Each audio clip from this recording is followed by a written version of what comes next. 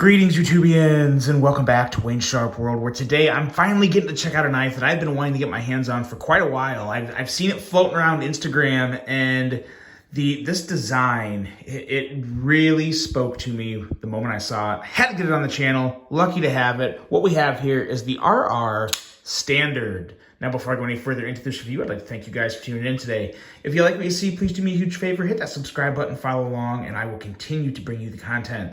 Now, let's take a look at some overall specs on this knife right here.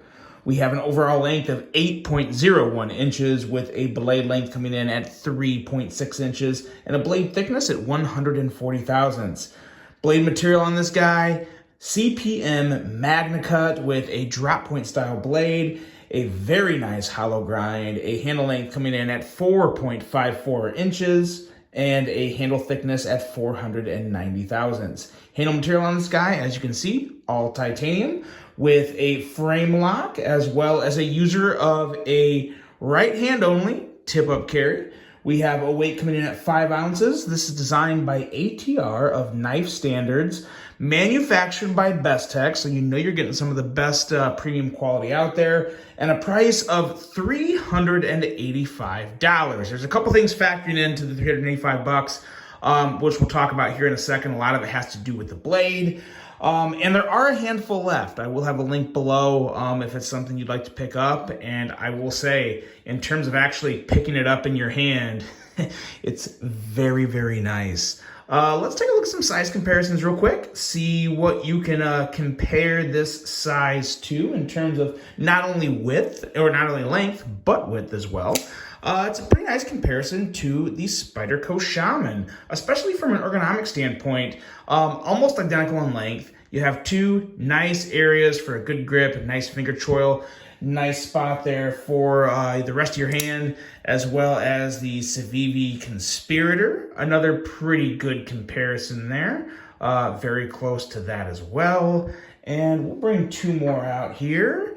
And let's see, we have this is another one, still crushing on this one, the Caviso exclusive We Knives Praxis. Nice premium there, very similar in length. And this, just because I've really been enjoying this lately, the Cursory of Unzan, it's been in my pocket a little more than usual. Actually, a lot more than usual, because I haven't carried this in a really long time until I pulled it out to compare with one of those Kaiser budget knives that came through. So there we go. There's your size comparisons. And now let's get to talking about this knife. And before we get to talking about the actual design itself, or this is the design itself, before we talk about the actual all the regular Wayne Sharp World stuff, let's talk about the inspiration of this knife, because it's a sad, but it is a touching story. The design of this knife is inspired and dedicated to ATR's dad. He was talking to his dad one day as ATR himself was doing knife reviews, and he showed the sketch of this knife to his dad, and his dad encouraged him to stop worrying about other people's designs and get busy on that one, because he thought it was great, and encouraged him to go after it. Unfortunately, a few weeks after that conversation, his dad passed away. So he went into action, and he made that design a reality. And I gotta say, Dad definitely knew what he was talking about when he told him to go after it. This is a great dedication piece, and it really is a pretty solid knife overall, with some very interesting elements to it. And like I said, this is something that I saw the pictures on Instagram, and I was like, oh man, I gotta check one out. I gotta get it on the channel, because the design immediately spoke to me. It's a little different, very, very satisfying in terms of just the design lines and certain things that just kind of trigger me in a good way. But let's talk about this blade. One of the biggest elements that make this a $385 knife is this blade. One, it's MAGNACUT. Two, it's hand ground MAGNACUT. You can't always say that. And you can definitely see the hand ground element to this. It's a very, very good job of the hand grinding, as well as this sharpening choil that is sharpening choil and plunge grind. Very nice sharpening choil, but the plunge grind, as you can see, look at how thin that gets. I mean, the edge ends right there, but for another 1/3 of an inch, Very, very thin on that plunge grind. Very nice. Going to have a buttload of sharpening life and just a very good attention to detail on that. And then you just have an excellent, this is definitely that hand ground thinness. We're talking 14 thousandths behind the edge of the hollow grind. And then up here you have kind of that good flat grind that's going to add a lot of strength to the tip, as if you needed any more strength with it being stinking MAGNACUT.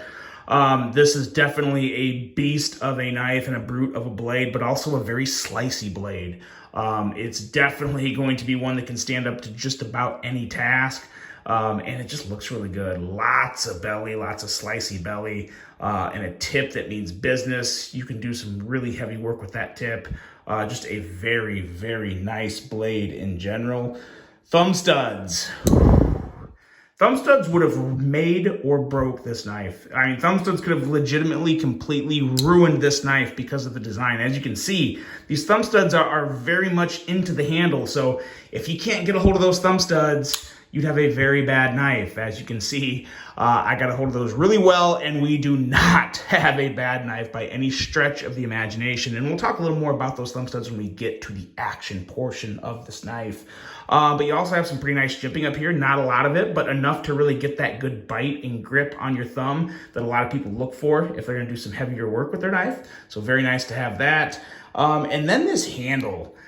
The handle, to be totally honest, the handle grabbed my attention more than the blade, and it was actually when the blade was closed, because this design is extremely satisfying to me. I love symmetrical designs like this that pretty symmetrical. They're not obviously completely symmetrical, but if you like in a closed position, the way the blade goes into the handle and just makes a perfect, very satisfying shape, I guess. It's probably not a specific shape, but it just looks very good. Super, super clean. T8s all around, which is very nice. You don't see that a whole lot, so it's always nice to have those T8s and just have to mess with just one bit instead of two. And the only thing that I can't say I love about this knife is the wire clip. And it's not that I dislike wire clips in general, but this knife, this design, the ergos as is are still good. The wire clip doesn't hurt the ergos, but if we would have had a milled clip here, the way it would have flowed with the lines, as well as worked with the contouring, this angular contouring we have here, in terms of just overall feel, it would have been pretty stinking magical. It would have been awesome. But I also kind of see why ATR did not go with a milled clip, because we're looking at $385 already. A milled clip probably would have added, like, I'm completely guessing, but 30-ish bucks. So it would have put the knife over $400. I'm almost certain of that. So I'm assuming he probably went with the wire clip as more of a cost reduction, way to save some cost on the knife. When you have hand ground MAGNACUT, that's going to add up real quick. And then of course, titanium with a lot of internal milling is time, which equals money. Had to cut costs somewhere, had to try and, keep it in that sweet spot for premium higher end knives. And in the mid to high 300s is where a lot of them are right now. So it made sense. I get it why he did it. But man, oh man, a nice milled tie clip there. That would have looked great. It would have felt great. As is, it's still good with the wire clip. It looks like it needs a little something extra to me on this side. Just personal preference, but it does work, and it still carries actually really well in the pocket. Obviously carries very deep. It'll just about disappear in the pocket. And it's nice, and it's that nice level of like, not too thick, and it's wide enough to where it really rides and almost disappears in the pocket. Very, very nice design from a carrying standpoint. And from a using standpoint, you get into that blade, you get your finger around that choil, the rest of the handle sits in really well. And that action, boy, oh boy. These thumb studs are literally perfect for this knife. As you can see, they are slightly different than a lot of other thumb studs. Most thumb studs don't have such dramatic, pronounced stair-step jimping on the thumb studs themselves. Maybe it's not jimping, but just stair-stepping texture. You guys know what I'm talking about. Definitely a little more pronounced and a little wider, thicker thumb studs, which is really good because it sits above the scale just right to where it bites your thumb, and the flip is literally effortless. And yes, I know it doesn't look like there's not a lot of room back there, but very easy to middle finger flick. If you know how to middle finger flick a knife, it's very, very easy.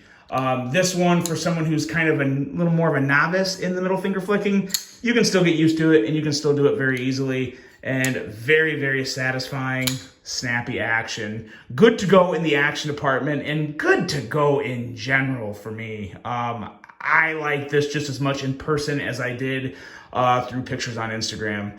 It's a great knife, a well thought out piece, and a very nice tribute to a father. So very good job there, ATR. Great design.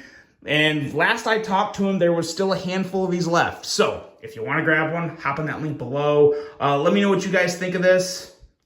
I dig it. I think it's awesome. Let me know what you think. Hope you guys enjoyed this one. Hope you have a great rest of your day. And until the next one, I'm out.